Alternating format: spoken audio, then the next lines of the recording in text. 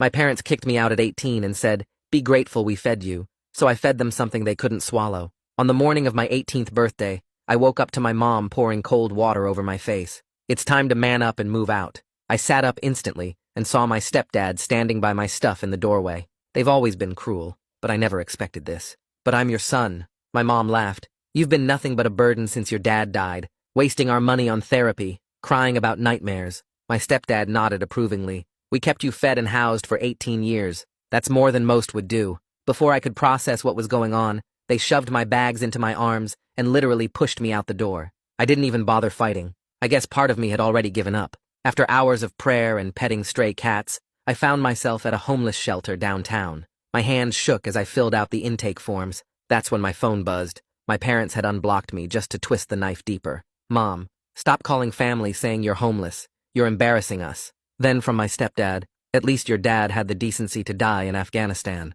Facepalm emoji. I lost it. Right there in that plastic chair, I just broke down sobbing. The counselor, this tired-looking woman, touched my shoulder. "Honey, what's wrong?" I showed her the texts. She was reading them when her eyes drifted down to my intake form. Her whole body went rigid. "Wait," her voice came out strange. "Michael Krzyzewski? Your father died in Afghanistan?" "Yeah," I managed. "When I was 6. She gripped the edge of her desk. "Did you ever see the body? Attend a burial?" I stared at her in disbelief. "Excuse me, James, did anyone from the military ever visit after? Check on you?" Not really. No, I don't know. Wait, why are you asking me this?" Her hands click-clacked on her Chromebook. After 30 seconds, her face went white. "James, your father didn't die in Afghanistan." My chest tightened. "What?" "He's at Palmer V, a psychiatric ward. He's been there for 12 years. The fluorescent lights suddenly felt too bright. That's impossible. We had a funeral. I went to grief therapy for years." She looked me straight in the eyes. "You need to see your father.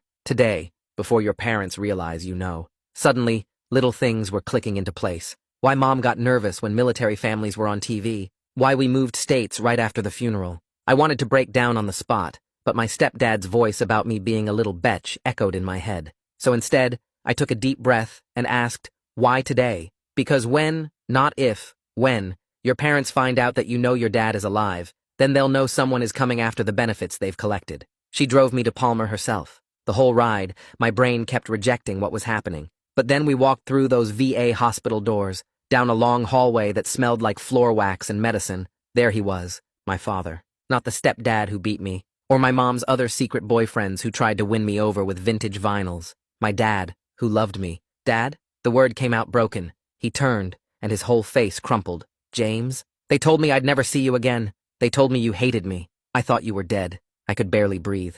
"I went to your funeral. Mom said you died a hero." His face twisted with so much pain. "They told me you knew the truth and chose them." My brain was in the middle of disassociating when my phone lit up with a notification. While I sat here learning my entire life was built on lies, my parents took the opportunity to drain my college savings, my birthday money, everything. Account closed. I dropped my phone on the floor and my dad picked it up and read the screen. "All my combat pay went to you," he said quietly. "Every month for 12 years. For your future." I never saw a penny. A doctor walked in. "Mr. Krzyzewski has been ready for discharge for years, but he's disabled from the war. He needs family to release him to. Someone who will take care of him." "I'll do it," I said immediately. "I'll take care of him." The next morning felt unreal. Dad walked out in civilian clothes, jeans, and a flannel that hung loose on him. As we got closer to my mom and stepdad's home, his breathing got shallow. 12 years, Dad whispered. 12 years they stole from us. We stood at the front door, the same door they'd pushed me out of yesterday.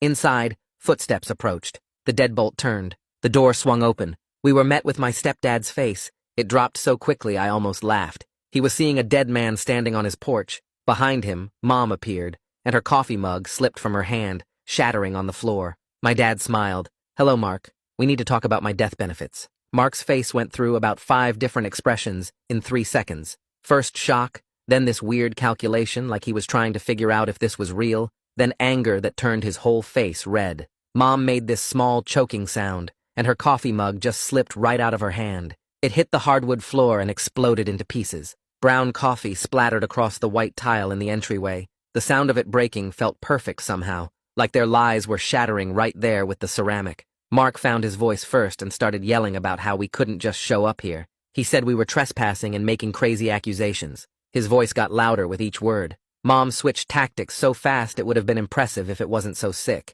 Her whole face went soft and concerned. She looked at Dad with these fake worried eyes and asked if he was taking his medications. She said maybe he was confused about what really happened. She used this gentle voice like she was talking to a confused child. I felt my hand moving to my pocket before I even decided to do it. I pulled out my phone and opened the camera app. I held it low by my side but angled up so the microphone would catch everything. I kept my face neutral and let them keep talking. Mark noticed after maybe 30 seconds. His eyes locked onto my phone and he lunged forward. His hand reached out to grab it.